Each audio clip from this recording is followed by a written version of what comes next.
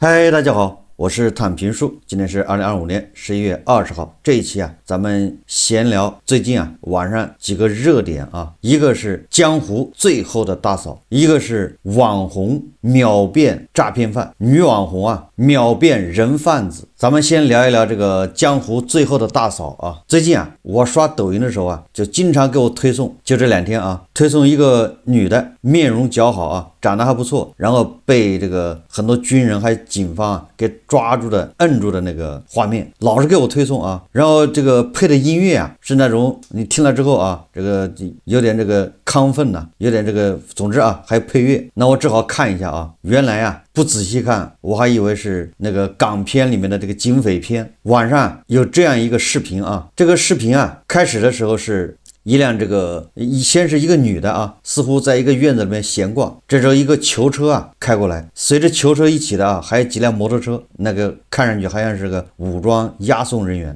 那個囚車開到一個法院的那個大門口，就那個一個院子裡面，然後那囚車的後門打開，從裡面下來大概6名囚犯，穿着這個監獄裡面的那種衣服號服然後呢說時遲那時快，這個佯裝在附近閒逛的一個女子突然從包裡掏出一個什麼東西，而那個下車的那個囚犯中有一個囚犯似乎迅速就把他的那個手銬打開了，然後接過那個女子手中遞過來的這個武器然後開始射擊，然後這個其他5名囚犯跟隨这名囚犯還有這個女子一起逃離現場。整個那個視頻拍的這個畫面這個女子顯得非常從容淡定，在現場從從容容游刃有餘你想附近還有這個騎摩托車的這些警察、武装押送人員，他能在那兒騙過這些人，說明他非常鎮定自若但是帥不過3秒，這幫人出去之後應該是搶了一輛車，或者是坐着一輛越野車開始逃竄。慌亂之中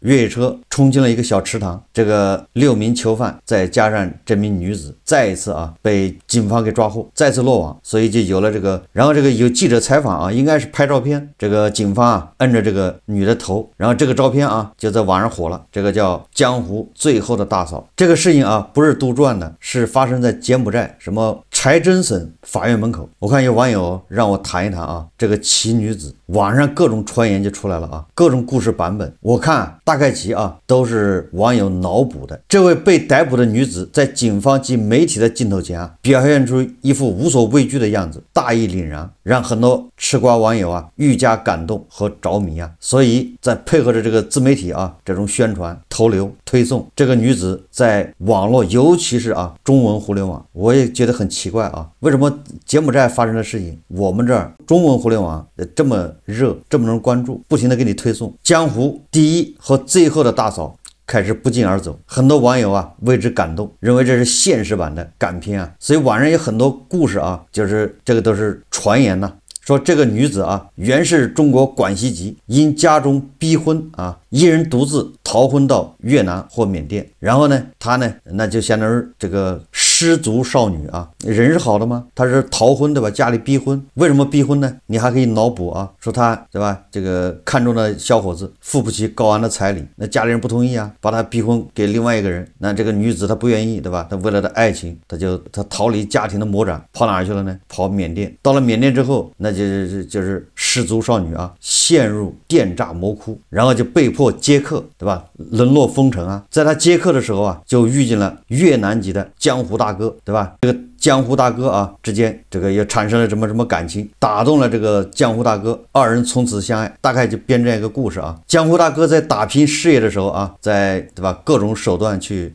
發展自己的事業，不幸慘遭這個警方的圍剿。就在江湖大哥馬上被捕的時候，江湖大哥最後把自己的這個200萬美元財產，還有什麼對吧比特幣的這個密碼蜜月總之把自己的財產給了這個女子，緊急關頭讓她一個人逃走，好好的度過餘生。你看像極了對吧這個香港那個警匪片的這個橋段。既然是港匪片橋段，那後面還有下半部分呢，那就是這個奇女子逃脫虎口之後她不想一個人獨自偷歡，她立志要救出她的江湖大哥，所以她選擇了令人側目的單槍匹馬劫法场的這個古惑仔手段。說不好聽一點的我上高中的時候，正是香港这個警匪片《古惑仔》泛濫的時候，我看了很多啊，但是我雖然不記得了名字，但是主要很多演員我還是知道的，就是不記得名字。看了很多，那橋段都是差不多的，都是這樣的。然後這個東西很奇怪啊，它為什麼在咱們這兒，然後這個自媒體平台開始瘋狂的推呢？我來談一談這個事啊。我看很多人啊跟這個女子啊共情，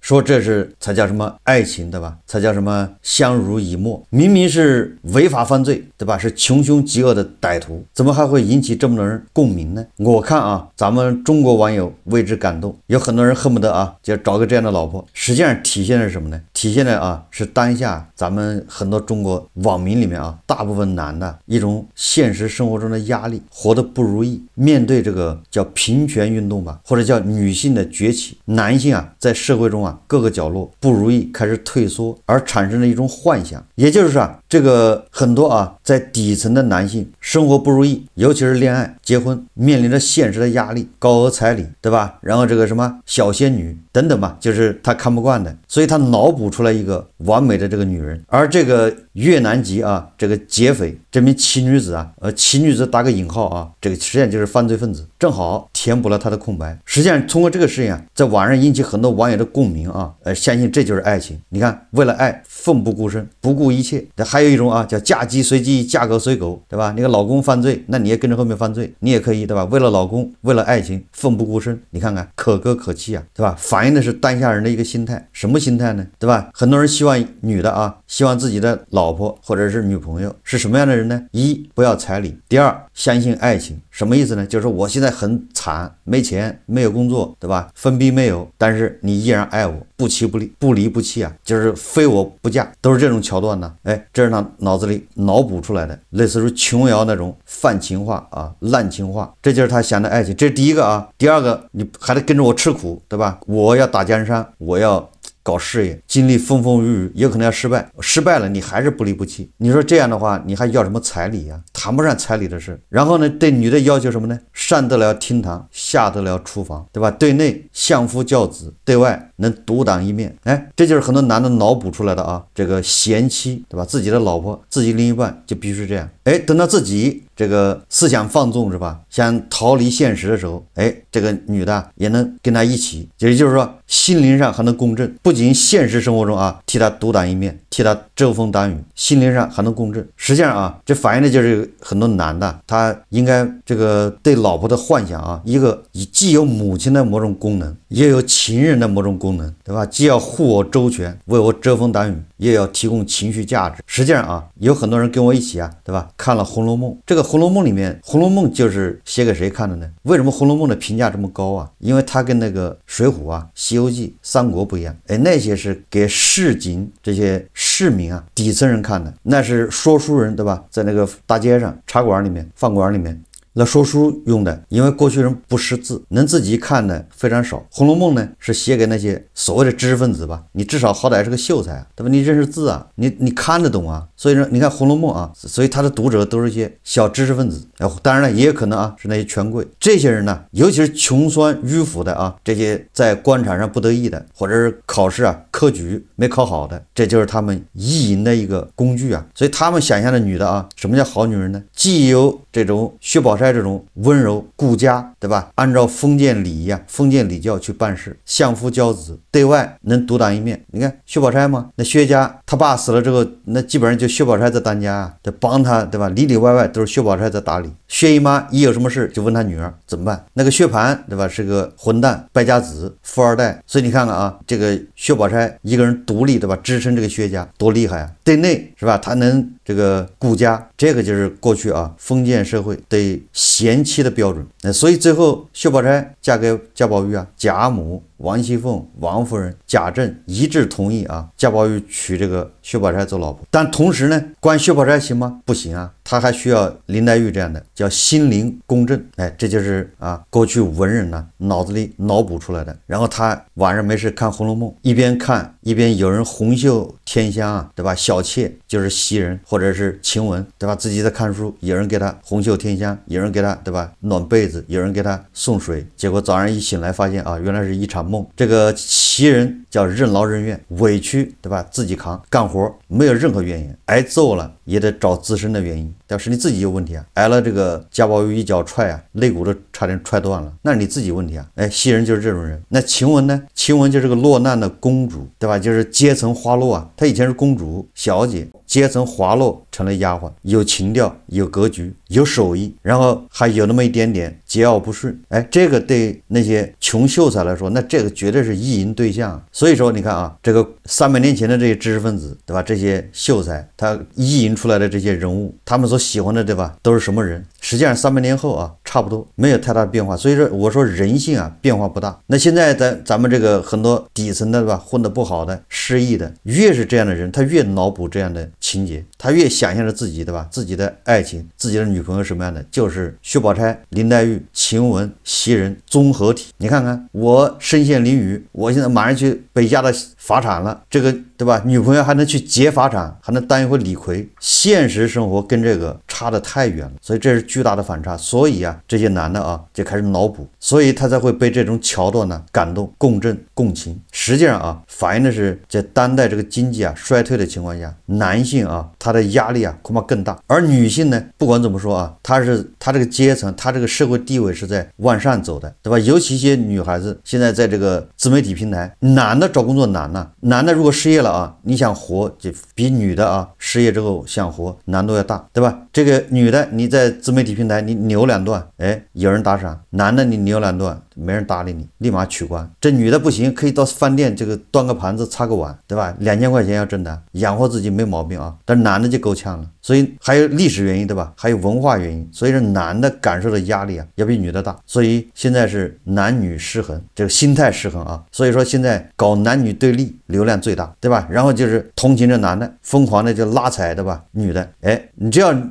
你說這女的叫什麼？就像那個去年是吧？那個叫什麼胖貓事件啊？對了，你只要說這女的是撈女，對吧？那你這個流量一定大，因為你一說人家是撈女，你這個馬上就有很多這所謂的屌絲男啊開始共情，制造男女對立，這個流量大。實際上啊，最終反映的是雄性啊某種退化，無論是經濟上、文化上，還是在社會生活中，都是在處於一個收縮狀態，對吧？現在越來越不提倡大男子主義，因為很多男的他已經沒有辦法擔起這個叫大男子的這個責任了，無力承擔。現在的男性啊，很多人希望另一半是一個全能的，自己需要保護的時候，對吧？他可以當媽，對吧？自己要幹啥的時候，他就是老婆。心靈共振，那就是情人，那最後還能當哥們兒，對吧？出了事兩肋插刀，都是這種。這也是為什麼現在啊，這個霸總短劇啊爆火的原因啊。這個是我對這個江湖最後的大嫂啊，我的個人看法啊。所有那些被這個感動的人，基本上啊都是我說的。是缺乏雄性荷爾蒙，他無力承擔這個男人的責任了，多少啊，或多或少在生活中啊，在社會中是處於一種邊緣人物，哎，這樣的人更容易引起共鳴。同樣的例子啊，就是現在的平凡哥，這個平凡哥因為一句話啊，一下火了，對吧？說什麼每個人活着都不容易，哎，這句話一下讓大家都共情。但是啊，這個平凡哥就像這個劫法場的女子一樣啊，也不值得你去深究。就平凡哥這句話，你把單拎出來啊，很感人，容易引起共鳴。但是你要仔細看平凡哥，那簡直我們這個社會一定是不能有更多的平凡哥這樣的人，甚至啊，我們這個社會就是要讓平凡哥这种人变得不平凡才对。你看看那個平凡哥啊，我看好多視頻啊，騎着他那個沒有牌照的電動車是吧？或者是摩托車，反正我沒看清楚啊。上高速就上高速吧，他還不戴頭盔吧，對吧？他還站着騎，危險動作。實際上啊，這個北京的交警啊，應該找平凡哥，不是說要罰他吧，至少要給他一個教育，對吧？以後可不能這樣上高速啊，在高速上，你看看啊，他就是說這個世界是人活着都不容易是吧？說這種話的時候，他就沒有戴頭盔。那個兩個外貿員，對吧？撞上了，他跑去調解，他是熱心路人啊，跑去調解，他給的方案是什麼？說你乾脆跑到燕郊算了，跑了，逃離現場，對吧？這就是怎麼說呢？就是平凡哥這種人，他的認知，每個人都活得不容易，這是說的對的啊。但是不容易有不容易的這個具體原因，他這個不容易恐怕更多的跟他的認知有關係。假設啊，我們是假設我們這個社會啊都是平凡哥這樣的人，那你說這個社會還有秩序嗎？這我們要這樣的社会是幹什麼呢？就是為了表露這種純真是嗎？哎，平凡哥實際上表露的是一種原始的啊，就是原生態的那種純真吶，像個小孩呢，他不顧別人感受啊，他一而再再而三的要求別人，你給我放個歌，對吧？在平凡的世界裡掙扎，他就說了7、8遍。哎，你可以說這是叫纯真，对吧？小孩就是这樣，對吧？小孩要糖吃，小孩要玩具啊，不都是這種表現嗎？你不管家長同意不同意啊，對吧？所以他表現是某種童真，某種原生態、原始的，對吧？他教唆別人啊，逃離現場，人撞了跑了吧，對吧？這都是叫原生態的，這是沒有受過很好的這種叫社會教育，或者說9年制義務教育對他沒有產生作用，沒有秩序，或者說就沒有規則，沒有規則意識。當然我說這個不是要批判這個平凡哥啊，我只是說這個不值得大家去吹捧，他只是在那個場景下說了一句話，讓大家共情了，因為大家每個人都不容易。最後我們再說一說啊，這個女網紅秒變人販子，對吧？女網紅原來是個詐騙犯，大家這2天恐怕也刷到了啊，网上一個叫什麼網紅橙子姐姐在柬埔寨，你看又是那兒東南亞嘛，失蹤。據多家媒體報道，在網絡上擁有10多萬粉絲的網紅橙子姐姐16日被曝在柬埔寨失聯超48小時，其姐姐哭訴她12日開始與親友失聯，並稱橙子姐姐原計劃13日從柬埔寨飛回中國，但至今未歸。這個事情來龍去脈大家自己去看去啊。反正這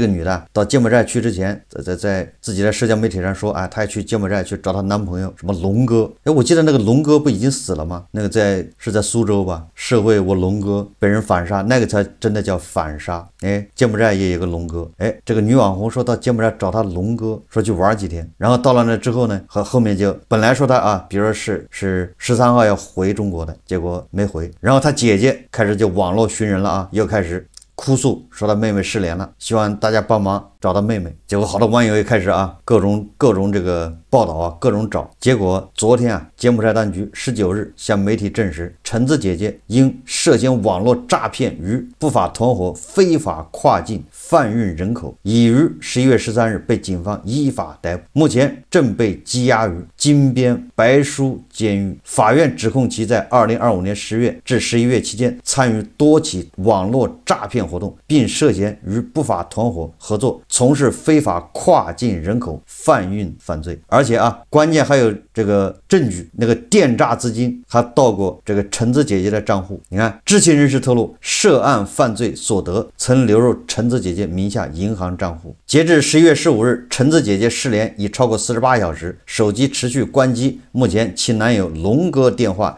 也停機且同步失聯。關鍵啊，她在失聯之前，據說這個橙子姐姐還邀請別的網友到柬埔寨去玩。你看看這個橋段呢，多熟悉啊！我突然想起來，好像1個月前吧，對吧？有一個乖巧的大學生是吧？女大學生剛畢業就到埃及去工作，從小就喜歡埃及文化，然後到了埃及之後，他也邀請網友啊去埃及玩，找他玩，天天晒他在埃及的這些照片。結果突然有一天失聯了，然後也是他家裡人到處哭訴啊，網上發動網友找人，後來還是埃及警方是吧？人家官方發了個通告，原來這個乖巧的啊女大學生是個人販子，是個綁架團夥的成員之一。你看這橋段一模一樣，這個大家怎麼解讀都行啊。我解讀是什麼呢？我的解讀，我從另外一個角度說這個事情，就是很多家長、很多親朋好友、很多人啊，对自己身邊的人根本就不了解。你表面上看她是個乖乖女，實際上她是個十惡不赦的，對吧？犯罪分子。但是她偽裝的好，某種程度上啊，實際上反映的就是家裡的親屬啊，對這些人他漠不關心。出了事開始各種哎，這是好孩子啊，對吧？這是多麼優秀啊！他根本就不知道這人在幹什麼。你看看，和那個江湖最後一個大嫂一樣的啊。那這個也算是江湖最後一個大嫂。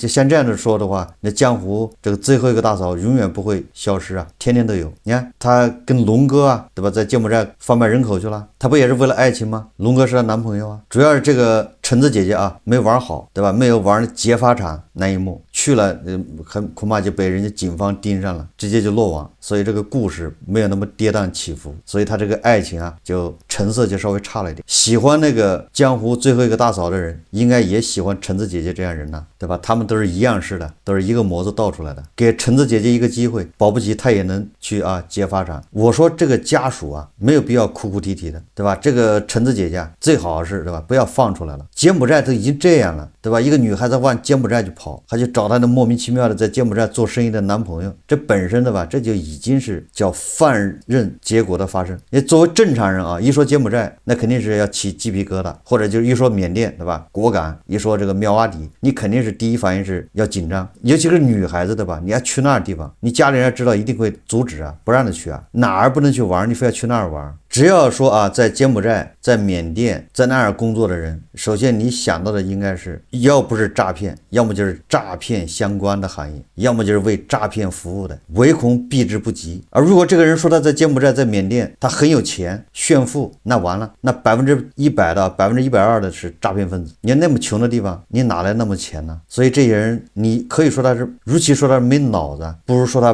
本身恐怕就是壞。所有去柬埔寨的人都是揣着明白裝糊塗，還有去緬甸的啊，當然個別的，有的人去探險，有的人不信邪，有這樣的人啊。但是你說你去柬埔寨、去緬甸的人說我不知道那地方有犯罪，那地方有電詐猖獗，那不是揣着明白裝糊塗嗎？橙子姐姐，江湖最後一個大嫂，平台啊，不要再宣傳、再推送了。好，這期節目我們就聊到這裡，感謝大家收看。如果喜歡我的節目，歡迎訂閱、轉發，也可以在下方留言評論，謝謝大家。